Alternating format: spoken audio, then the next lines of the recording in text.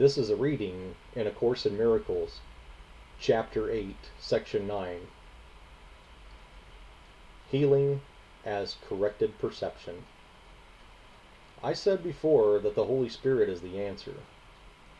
He is the answer to everything because he knows what the answer to everything is. The ego does not know what a real question is, although it asks an endless number. Yet you can learn this as you learn to question the value of the ego, and thus establish your ability to evaluate its questions.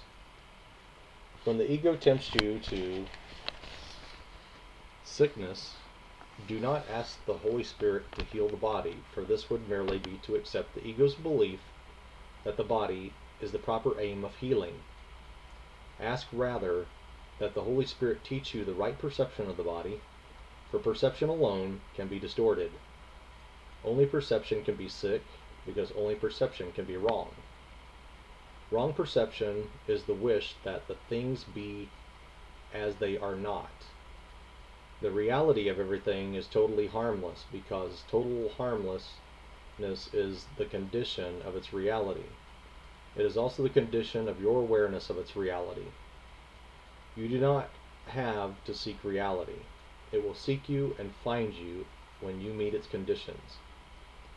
Its conditions are part of what it is, and this part only is up to you. The rest is of itself. You need do so little because your little part is so powerful that it will bring the whole to you. Accept then your little part and let the whole be yours. Wholeness heals because it is of the mind. All forms of sickness, even unto death, are the physical expression of the fear of awakening. They are attempts to reinforce sleeping out of fear of waking. This is a pathetic way of trying not to see by rendering the facilities for seeing ineffectual. Rest in peace is a blessing for the living, not the dead, because rest comes from waking, not from sleeping. Sleep is withdrawing, waking is joining. Dreams are illusions of joining because they reflect the ego's distorted notions about what joining is. Yet the Holy Spirit too has use for sleep and can use dreams on behalf of waking if you will let him. How you wake is the sign of how you have used sleep. To whom did you give it? Under which teacher did you place it? Whenever you wake dispiritedly, it is not given to the Holy Spirit. Only when you awaken joyously have you utilized sleep according to his purpose. You can indeed be drugged by sleep if you have misused it on behalf of sickness. Sleep is no more a form of death than death is a form of unconsciousness. Complete unconsciousness is impossible. You can rest in peace only because you are awake. Healing is release from the fear of waking and the substitution of the decision to wake. The decision to wake is the reflection of the will to love, since all healing involves replacing fear with love. The Holy Spirit cannot distinguish among degrees of error, for it is he taught that one form of sickness is more serious than another.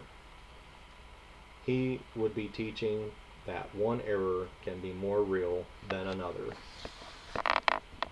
His function is to distinguish only between the false and the true, replacing the false with the true. The ego, which always wants to weaken the mind, tries to separate it from the body in an attempt to destroy it. Yet the ego actually believes that it is protecting it. This is because the ego believes that mind is dangerous, and that to make mind mindless is to heal. But to make mindless is impossible, since it would mean to make nothing out of what God created. The ego despises weakness, even though it makes every effort to induce it. The ego wants only what it hates. To the ego, this is perfectly sensible. Believing in the power of attack, the ego wants attack. The Bible enjoins you to be perfect, to heal all errors, to take no thought of the body as separate, and to accomplish all things in my name. This is not my name alone, for ours is a shared identification. The name of God's Son is one, and you are enjoined to do the works of love because we share this oneness. Our minds are whole because they are one. Yet, if you are sick, you are withdrawing from me. Yet you cannot withdraw from me alone. You can only withdraw from yourself and me. You have surely begun to realize that this is a very practical course, and one that means exactly what it says. I would not ask you to do things you cannot do, and it is impossible that I could do things you cannot do. Given this, and given this quite literally, nothing can prevent you from doing exactly what I ask, and anything argues for you doing it. I give you no limits because God lays none upon you. When you limit yourself, we are not of one mind. That is sickness. Yet sickness is not of the body, but of the mind. All forms of sickness are signs that the mind is split and does not accept a unified purpose. The unification of purpose, then, is the Holy Spirit's only way of healing. This is because it is the only level at which healing means anything. The reestablishing of meaning in a chaotic thought system is the way to heal it. Your task is only to meet the conditions for meaning, since meaning itself is of God. Yet your return to meaning is essential to His, because your meaning is part of His. Your healing, then, is part of His health, since it is part of His wholeness. He cannot lose this, but you cannot know it. Yet it is still His will for you, and His will must stand forever and in all things.